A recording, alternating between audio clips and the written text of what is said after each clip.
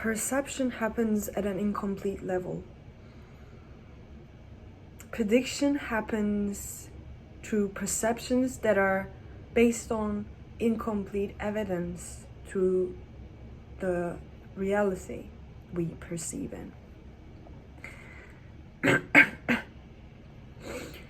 Every system that we see, every formal system, strong enough formal system that we perceive, that can exist, that can consist itself through reality is incomplete. Thus, we can perceive it. Thus, it is perceivable.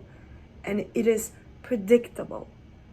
Because perception happens to predictions. As far as we understand from neuroscience, recent studies, that perception doesn't happen from outside qualia, but it happens inside our minds.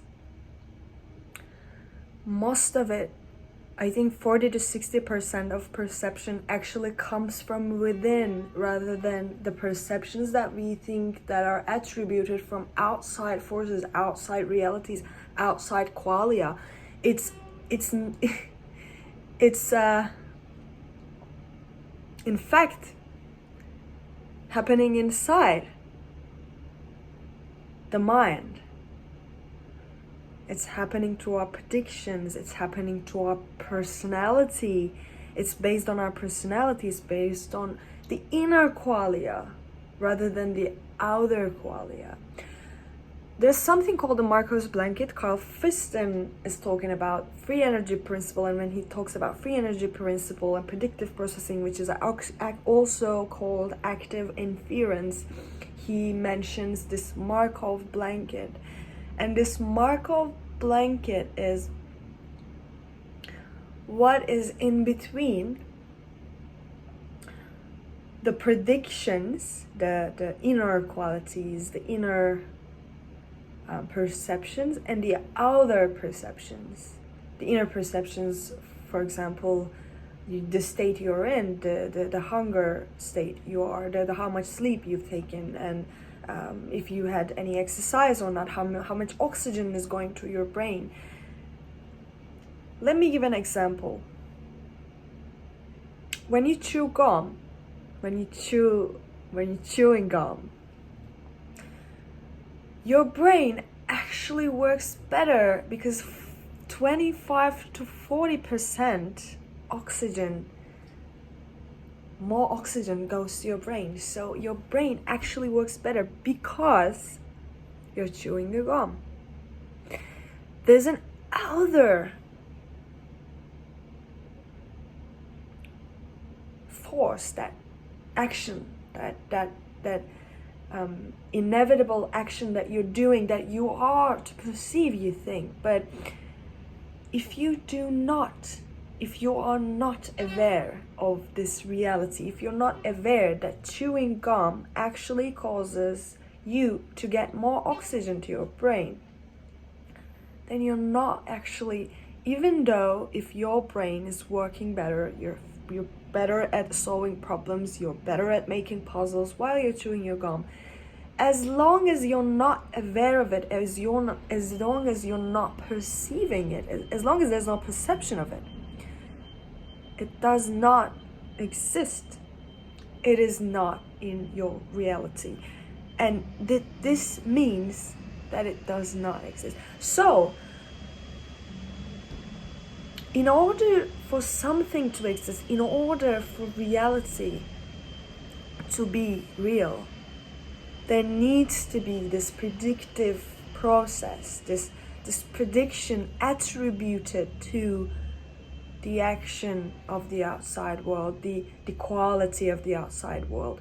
If you do not predict what you're gonna see, what you are feeling, you're gonna feel, you're feeling, or you are hearing.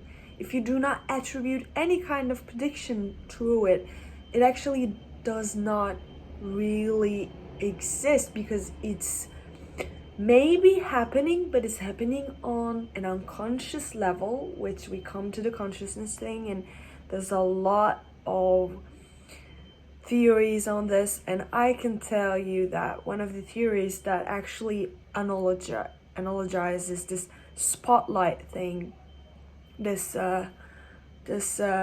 spotlight theory that imagine the consciousness is a stage, and it's a theater, and there's this backstage that people are working and running around, but you don't see them as an audience. You're in the audience, and as an audience you perceive where the spotlight is hitting, and it's hitting on the stage, and that is attention, and that's the sum of it is the theater. The consciousness is the theater, and there are subconscious backstage paradigm of it, and then there is on stage paradigm of it, and then there is audience paradigm, and then there's the outside of the theater where the world is happening. Where all these connect is that's what I'm working on to find, and especially its relation to games. How can we actually bind it to video games?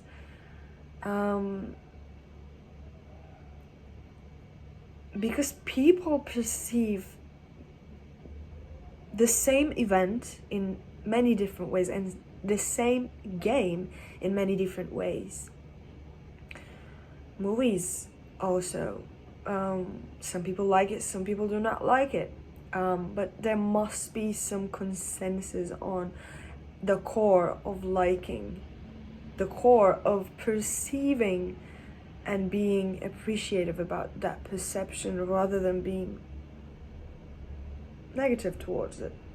So what creates this positive perceptive information inner output that so you take it in and then you give it out as something good? You talk about it, oh, that was such an amazing game, that was an amazing movie, that was an amazing song, and this is subjective, and that is already not debatable. But what I am trying to figure out is that what kind of predictions and what kind of processes relieve us rather than disturb us. Is it curiosity? Is it being more open? Is it having a lot of this familiarity? Is it familiarity? I think familiarity plays a big role, because as much as your predictions are in line with reality, it gives you comfort, it gives you positive feelings. And I think repeating motives in a game, in a movie, in a song is relieving. We can say that. We can conclude on that. So rather than trying to put lots of new things in your game, even in production, and even from the POV of production teams and development teams, it's definitely so much better to repeat certain elements economically. It's much more better for the pipeline of your game. So rather than coming up with new assets all over and new art styles in each chapter of the game, people do not like uncertainty, and people definitely do not like unpredictability. So if you slowly change your game, that will not bug anybody. So if you started your game in a place where the season is set to winter, and then you suddenly finish the tutorials, and then just to give this feeling of this is another realm kind of feeling. Yes, you could do that. Yes, but you need to keep majority of your content similar and change it slowly. You can have a game in the beginning which is completely distinct and differentiated from how it ends, art-wise, mechanic-wise, dynamic-wise, the effects of how it makes you feel and react to it, it can be completely different. But in between, that's where it's important. That's where you have to keep some things incomplete in the beginning, where you make them complete in the end, but that slowly resolves in the middle, rather than just popping things out, like pop, like this is the new environment, this is the new character, this is the new challenge that you're going to be dealing with, kind of thing. As we as human beings, we are also very, very disturbed by sudden changes, like, fuck, I'm out. Okay, I have to go. That's enough. 11 minutes of talk.